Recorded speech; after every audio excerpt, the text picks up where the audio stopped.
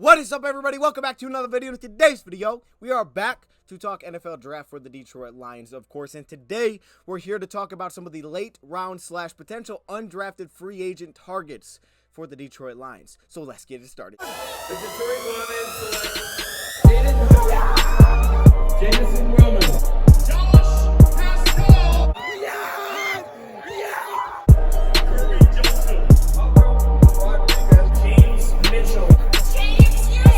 NFL draft is now officially open. Welcome, everybody, to our video. Glad you guys are here. And yes, man, we are back to talk some draft. Now, originally, I was planning to do a video like this with maybe just one player every couple days, just throw you guys a name and be like, here you go, here's a player to maybe keep an eye on for the Lions. And I don't know if I necessarily want to call these sleepers, because some of them I can understand why they would go late. Other ones, I'm like, ooh, I really like him, and I think he should be drafted a little higher than what a lot of people seem to think of where this player may end up. But with that being said, I don't know if I want to title this sleepers. I might, just because it sounds cool. But I don't really know if all of these are necessarily sleepers in a sense, because it really just does depend on where they go. But with that being said, I wanted to mix it up and give you guys some late round names. I mean, these are guys that could be 6th round, maybe 5th round, 7th round. We're talking day 3 and later, maybe undrafted free agents that have caught my eye, guys that I like, and guys that I think you should keep an eye on. Maybe you're doing a mock draft on PFF and you're like, man, I don't know where to go with this last 6th round pick. But maybe you're like, hey, I remember he said this guy, he liked him, so I'm going to draft him. There you go. Some of these guys maybe aren't even showing up on simulators. They're just like, I don't know who that guy is. So that's what this video was for. And like I said, originally I was going to do this with like one player, but I got a couple of players that I wanted to throw into this video. So I don't know. We'll probably do more of these. I don't know how many players will be in these videos, but today we have basically 3 with 2 honorable mentions. Okay. So I guess it's 5. It's 5. Really, there's no specific order with this at all. It's just 5 players that are either late round consideration from a lot of people. Maybe some people look at them as undrafted free agents. Maybe some people don't even give them that recognition. So maybe I'm giving them some here that you can keep an eye on that I like potentially for the Detroit Lions, or maybe other teams as well. It all depends on fit and things like that, but these are guys that I like. So let's just dive right into this, and I wanted to start it off kind of with a bang. Probably a guy that you've heard of before. It's a late round prospect. If you've done simulators, things like that, you probably heard of him, especially after drafting James Houston last year, and that is Nick Hampton, the edge rusher / off-ball linebacker, but more so of like a 3-4 outside linebacker out of Appalachian State. That's where we're going to start this thing off. The man is 6'2", 236 pounds.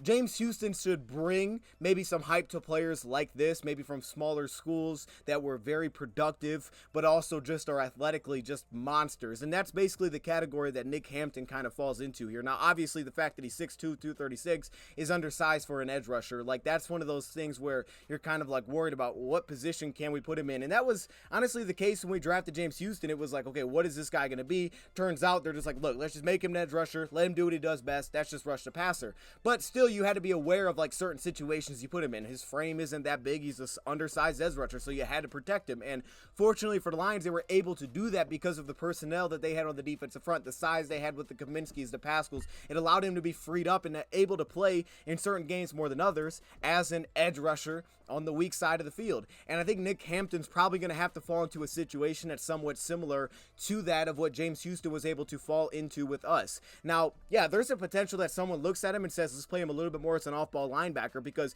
even though he doesn't take a lot of snaps there and you don't see a lot of coverage reps, you do see the ease of movement skills, obviously the straight line, sideline to sideline speed that he does have. So I could see someone maybe saying, well, that could be the best fit for him. But right now, what he does best is rush to passer. And you can see the stats that I put up on the screen. Obviously, the competition level hasn't been the best, but he has played some good opponents. Specifically, you take a look at a team like North Carolina, who has some draftable prospects on their offensive line. Not high draft prospects, but dude, you turn on that North Carolina game, it's like first 15 plays, he got like 3 sacks from the guy. All right, he's going crazy on that North Carolina team. You also saw Texas A&M this past season. I thought he held his own in that game. But what really excites me about a guy like Nick Hampton, 35.5-inch vertical. He ran a 4.58 40. A 4.58 40, yes, from an edge defender. But his arm length, 33 5/8 inches of arm length. That is super impressive, and it's kind of like when you get those weird players that are not that tall, but they have super long arms, that great wingspan. That's what he has, and it helps him a ton as a pass rusher. He's able to clear space, engage from blocks, but also as a run defender. When he does have to slide in and handle tackles and try to set the edge, it's going to be more difficult in the NFL, and again, the projection is probably going to be that you're going to want to protect him more than anything, but if you can trust him in those spots, his arm length is going to help him a ton because he can wall off tackles, and you did see that back in college. And then, of course, his 10-yard split was also pretty solid as well. As a hot motor, you get a lot of second effort plays from the player. He is a speed rusher through and through, but he's also pretty crafty at the top of his pass rush, right? That's one of the things that I wrote down when I watched him is he does know how to open up tackles. He uses subtle movements. You could see him create some bull rush opportunities because at the top of the pass rush, he give you a little bit of a look, open you up, and then he knows when to attack. Like, he's crafty. He has a sense for how to win. There still is limited bull rush or long arm usage specifically that I would like to see more implemented, because I think some of the lack of just pure lower body strength and power that he has to really sit down and drive a guy back to the pocket is kind of missing. He's a little bit more linear, so you get kind of issues with change of direction and agility, which somewhat limits some of his inside counters. It flashes here and there like at the Senior Bowl, but it's definitely not consistent as you would like it to be, considering his build. But with that being said, though, with the hit and miss run reads, you do like the work ethic and the way that he just plays the game. Knows how he wins. As a run defender, you're not getting a guy that's going to be shut down, stack and shed tackles consistently. But of course, in pursuit, you do have a guy that has that kind of closing speed off the back end. Up into coverage, it was pretty easy for him to do that with tight end, specifically when dropping into the flat. Late hands that get him sometimes into some tough spots. And then you get some ugly missed tackles as well, where he's kind of like, just dipping down and reaching. Like, those are ugly. Those have to be cleaned up. But he did hold his own as a run defender. I didn't feel like he was consistently being washed out, and he had some recognition there as well. But the upfield twitch, the wingspan, and the explosiveness, I'll give him pass rush upside. And he also has a big-time special teams background.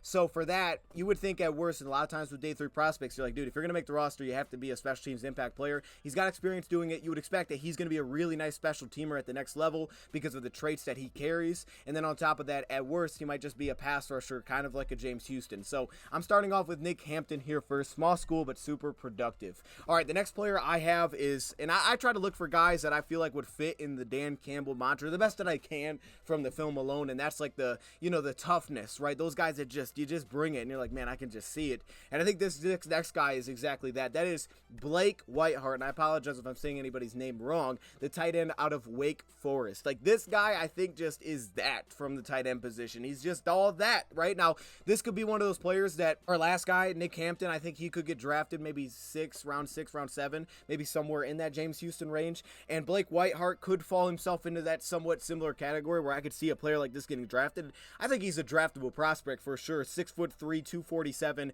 The biggest issue I have is really the frame, specifically in the lower body. It's thin. It's a thin lower body. You don't get consistent movement at the point of attack. But what you do love is really just the way that he plays the game. Let's start as a blocker, because this is where I have the most notes, and it's the most impressive thing that's immediate as soon as you start watching is you get the finish mentality, which I know is said a lot. It kind of feels like a lot of people say, man, he's a finisher, he's tough, a lot of people say it, but not a lot of guys actually bring it, and he's one of those guys that brings it and finishes reps, plays through the whistle. He's just that kind of player. His ability to sustain blocks, be consistent into the second level, the patience, the control that he plays with, working up to the second level, the way that he moves under control. Now, what I don't like is, again, that lower body power. When you watch him against edge rushers, perfect example, Clemson, you looked outmatched in terms of he wasn't getting movement. There was times where he was actually getting kind of knocked back or controlled by a guy like Miles Murphy out of Clemson. It just looked like, man, that's not the matchup for him. But I think a lot of that's the lower body strength. If you feel like his frame can allow him to put on some more strength and he can hit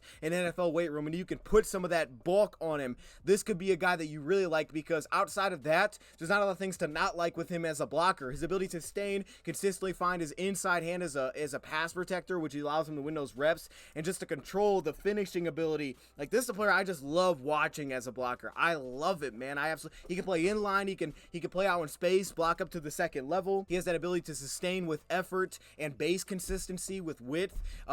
Again, I just like all of those things. The pass protection seemed very reliable from him, which, again, I think that's an area we can improve. But as a run blocker, it's just hard not to love the way that he plays the game. And then as a pass catcher as well, while I feel like there's probably some limitations here, you could argue that he could mesh well with a guy like James Mitchell, because I think in this sense, he does bring a little bit of a different style, meaning that James Houston, a little more agile, a little more quick on his toes. This is not really that guy. He's a little bit heavy-footed when you see him try to come in and out of breaks and separate and things like that.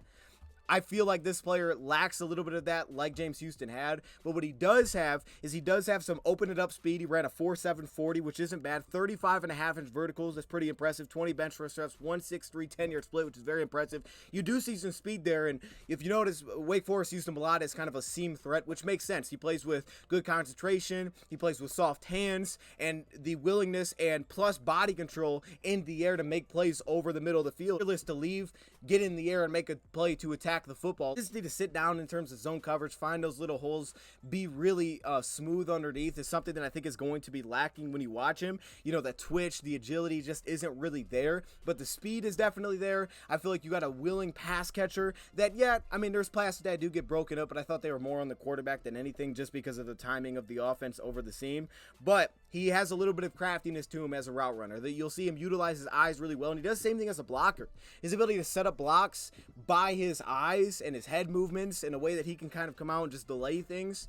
There's some craftiness to his game as well, but this feels like a Lions type of player, like Whitehart out of Wake Forest. Keep an eye on him, tight end. Now, continuing on, this next one, I don't know if I love as much as the other ones, and I don't know if I see the clear fit with the Detroit Lions just based on what they need and who's under contract. Like, I just don't know if that makes a ton of sense, but he is a player that I like that I don't feel like is beginning a ton of talk, and I don't know if he's the ideal fit for the Lions, so that's why I'm going to give you guys 2 honorable mentions that I like as well on top of it. That's basically why I'm throwing those in here. But we're going to talk a little bit about Anthony Johnson Jr., the safety out of Iowa State, former cornerback. Just this past year, he moved to the safety position, so you can understand why recognition, communication, reads were behind this past year. Like, there was way too many times where switching off routes, the communication was late, and they're both covering the same player. There was way too many breakdowns in the back end. The recognition, the quickness there to recognize things from a safety alignment definitely seemed to be lacking. Sometimes it just felt like he was just dropping in the zones, but there wasn't really like a feel for it necessarily. That's all understandable considering that he just moved to that safety position. I feel like what you'd be banking on with Anthony Johnson Jr. is more of a traits player rather than what he looked like at safety. Now, again, former cornerback transition to safety. I don't know if you want to stick him at corner. If you're going to, probably his best spot would be like a slot corner probably at the next level. He has kind of a similar build to a guy like CJ Gardner-Johnson did coming out. 5'11", 205, thick frame. Again, his 40 time was very, very solid from a safety. A 4.5, 4.40 time and a good vertical jump. Like, all the testing numbers were good, but again, I think you're banking on the traits of, you see some of the reactive athleticism, his ability to play comfortably and a half turn, get depth, things like that. But again, it's kind of the field just seemed to be lacking. Like, I thought a lot of times from off coverage from a safety alignment, there were a lot of situations where he just got so aggressive, he shifted his weight, he would just turn himself way too early, and there wasn't a feel for when's the route break coming, what are they trying to hit me with, and then all of a sudden you give way too much separation up. So even though the movement skills were there, and they should be there, especially as a safety, it just didn't seem to all click yet for him at that position, which again is understandable because he just moved to that position. But what you do love is specifically the way that he plays the run. I know it's weird, but you do. I mean, the way that he plays the run, his fearlessness, this makes you think that if you had a defense that likes to utilize 3 safeties, he could fit into it as that third safety on certain downs because of the explosive quick trigger that he has downfield, the demeanor that he plays with, the fearlessness. He just rams into blockers, the way that he attacks the ball. Now, he has too many missed tackles, which to me is usually just not necessarily at the tackle point, but it's more so him being over aggressive and putting himself in a bad spot early. But at the same time, you get a lot of really great plays against the run, a lot of clutch stops against the run, tracking down ball carriers, which kind of makes up for it, really. And I couldn't help but have a play like this just completely catch my eye. Here they're inverting a cover 2 look, so he's kind of working underneath. But this reminds me so much of the Will Harris fumble recovery, the way that he continues just to pursue the ball carrier and watch him punch this thing out at the 1-yard line. That is big time effort, clutchness. Got all the traits of a guy that could be a productive player on the ball, but right now it just seemed like the game was kind of happening and he was just reacting to everything rather than kind of playing comfortably right now at that safety position. But again, I think this is more of a traits than a what you saw last year in terms of, oh, this guy's ready to go. But I don't know if this fits the Lions necessarily because of the CJ Moore getting a 2-year deal, because of having Iffy so young on his contract, and I think this would probably be a similar role to what he plays. So I don't know if this makes sense. I could actually see him getting drafted kind of high. Like, he actually could kind of go pretty high in day 3 because someone would just like the traits that he has, and those things aren't easy to teach from a guy of his build. So with that being said, I put Anthony Johnson on here. Now, with that, I wanted to give you a couple of honorable mentions. Now, these are guys that I have brought up in the past. I've kind of just thrown them out there, talked about them in videos, live streams, things like that. But I thought I would put them into a video just to give them some recognition. These are guys that I like. They probably won't show up on your mock draft simulator. Maybe they will. I don't know. I don't know how everybody feels about these guys, but I can tell you that I believe that most people look at these as probably undrafted players, which is understandable. One of them I think is more likely to get drafted than the other, but both of them are players that I was like, man, I would be willing to take a chance on this player. So the first one we have, which again may not be the biggest need because of the signing of a David Montgomery, but man, he reminded me so much of Jamal Williams. Christopher Brooks. I put Chris Brooks. It's Christopher Brooks because of just spacing, and I didn't have enough room to put the words in there. But Christopher Brooks out of BYU, he's a transfer from Cal. This player's timing at the pro day probably didn't help his draft stock. 4.63 40 and the 1.62 10-yard split. I mean, that's what it looks like on film, so that probably didn't like do anything for him. But I would say what really helped him, and it should because it backs up everything that you like about him on film, is a 37-inch vertical. That speaks to the lower body explosiveness and the power that he has. That is what you fall in love with when you watch Christopher Brooks. And he reminded me so much of Jamal that at the time I was like, man, if we don't bring Jamal back, this could be a late round guy that you take a shot on and no one expects. But I fell in love with him when watching him. It's the type of player that's a little bit more of a change of pace. He really wasn't utilized as a third down back. And again, in today's league, that'll probably lead you to being undrafted when you consider his age, the 40 time, all those things. Understandable, right? I understand all of that. And on special teams, he wasn't even utilized. Yet he plays with the demeanor, just not necessarily the speed that could translate perfectly to the special teams role. However, this is a player that as a running back, it's hard just not to love the style in which he plays. He has some of the best contact balance that I've still seen from any running back. Like the power that he has in his lower body, the way that he breaks tackles with balance is incredible. It's one of the best that I've seen from any back. I'm not just saying that, I truly believe that. The vision is better than average. It's just the pass game impact right now that I think you really question at this point in time of how much he can be utilized. When he is utilized, you see soft hands. Kind of reminds me of almost like a Craig Reynolds, that he doesn't get utilized there a lot, but when he is, you're like, oh, it's not bad. As a pass protector, you see it, his willingness, the recognition. He just needs to clean up his technique, but you see the willingness there. It's just he wasn't utilized there. He's not a guy that you're going to be like, oh, he's going to separate from man coverage consistently. He doesn't have those traits, so for him, it's like maybe he'll catch a flat, but he's going to catch it. He's going to be reliable. The guy has like one career fumble over his entire career. The difference between him and Jamal to me, I mean, they ended up at the same school. Personality. This is the quiet to himself type of player. That's what he's kind of known as. But Jamal, we know he's a little bit louder, even though he calls himself an introvert. You see it. He's super loud. He's outgoing. We see all those things, right? That's what we see for the media.